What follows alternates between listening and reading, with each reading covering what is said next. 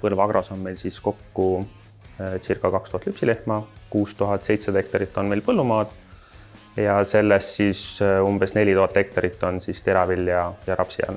Otsus minna pikaajalise rendi teed tulenes sellest, et meil varasemalt ettevõttes oli väga palju masinaühikuid, kuna varasemalt tegelikult Põlva ja Peri toimetasid eraldi üksustena ja minu tulekul siis me liitsime need ettevõtted kokku, siis me vaatasime kriitiliselt üle oma masinapargi ja saime kohe aru, et masinaid on palju.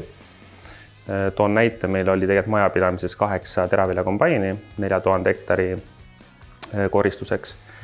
Siis hakkasime mõtlema, et äkki on selline hulk hektareid võimalik ära koristada ka väiksema arvu kombainidega. Aga kuna esimese hooga ei julgenud nii suurt sammu teha ja need kombainid endale osta, siis mõtlesime, et äkki on turul kedagi, kes pakuks rendilahendust. Ja kuna Vihuri tegelikkuses tegi oluliselt parema pakkumise, siis valisime Vihuri. Ja tänasel päeval oleme veendunud, et 4 kombainiga on võimalik ära koristada 4000 hektarit teravilja ja rapsi. X9 on kõige suuremad teraviljakombainid, mida John Deere pakub, kõige võimsamad. Et kuna me läksime siis poole väiksema arvu kombainide peale, siis pidimegi valima esmalt kõige suuremad kombainid. Traktorite puhul meil oli vaja majapidamisse ühte masinat, mis suudaks tõmmata vähemalt sellist 9-meetrist küllikut, 10-meetrist randaali, et siis selline 8. seeria John Deere'i traktor tundus selle jaoks kõige mõistlikum valik.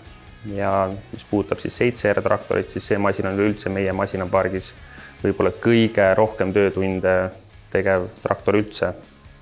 Ehk siis ta on kõige universaalsem. Ja kui me räägime silokombainis, siis kui varem me tegime silo 2 silogrupiga, siis plaan oli võtta kõige võimsam silokombain ja proovida edaspidi siis teha kogu see silo 1 grupiga ära. Mis puudutab töökindlust, siis kindlasti me tahtsime, et need masinad kestaks, ei laguneks. Kuna me vähendasime oma tehnikaühikuid päris palju, siis tegelikkuses see koormus ühele masinale sai olema väga suur. Ja sellist tagavara meil väga ei jäänud. Et kui ikkagi me räägime 4 teraviljakombainist, siis kui üks on rivist väljas, siis see tähendab meie jaoks väga palju võtmata hektareid. Mis puudutab nüüd masinate kulusid, siis kindlasti meie kulunumbrid on alla tulnud. Et kui me vaatame varasemalt meie kulusid remontidele, hooldustele ja võrdleme neid numbrid tänase päevaga, siis kindlasti meie kulud on alla tulnud. Et kui me oleme tehnikaühikuid vähendanud, siis sellega on tulnud ka alla hoolduse remondikulud. Vihuri pikaajalise rendi puhul on positiivne see, et kõik need hooldused on tegelikkuses selle rendisumma sees, et see aitab meil siis suhteliselt täpselt teha meie eelarvet, ennustada ette, mis on meie hooldused ja remondid aasta lõikes ja see on üks positiivseid osasid selle pikaajalise rendi puhul.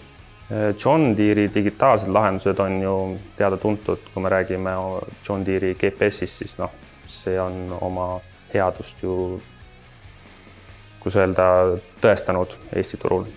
Ja mis puudutab siis John Deere'i Operation Centerit, siis selle osas on ka kiidusõnad, et aitab väga hästi ja täpselt igapäevast tööd monitoorida, kui kaua mingisuguse töölõiguga veel aega läheb. Kõik saagiandmed päeva lõpus kokku võtta, saada aru, kus kaugel me oma töödega oleme, igasugust teravilja kuivati seda tööd opereerida, teravilja transport, ladude mahutavusi, kõike seda aitab see Operation Center väga hästi reguleerida. Mis puudutab täppisviljelust, siis jah, me oleme järjest rohkem hakanud kasutama neid John Deere'i poolt pakutavaid lahendusi. Me oleme hakanud väga täpselt oma põlde kaardistama, et võimalikult palju põllupinnast oleks kasutatud. Et kõik pritsimised, väetamised, harimised oleksid võimalikult täpsed, et põlluääred oleks maksimaalselt ära kasutatud, samamoodi igasugused saagikaardid, vaatame neid, analüüsime.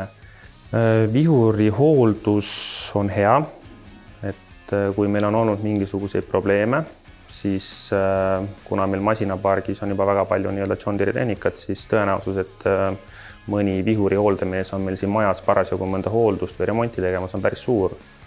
Ja on olnud juhuseid, kus nii-öelda ongi inimene, tehnik on teinud hooldust ja meil masinaga midagi juhtunud, ta on saanud kohe nii-öelda operatiivselt vaadata ära ka üle selle purunenud masina ja nii-öelda kohe hakanud probleemiga tegelema, et see on üks väga suur pluss, kui tehnikapark on võimalikult ühetaoline nii-öelda ühte marki. Suurim eelis pikaajalise rendi puhul on see nii-öelda kulude stabiilsus. Me teame suhteliselt täpselt oma aasta kulusid, mis see masin meile maksma läheb, nii-öelda kuutasu, mis sisaldub siis nii-öelda, mis siis sisaldab endas ka hooldusi. Et see on väga positiivne osa, ma oskan väga täpselt oma eelarvet teha. John Deere'id on kindlasti väga töökindlad. Digitaallahenduste poolest kindlasti ühed kaasaegsemad ja nii-öelda järelteeninduse osas on kindlasti vihuri John Deere väga heal tasemel.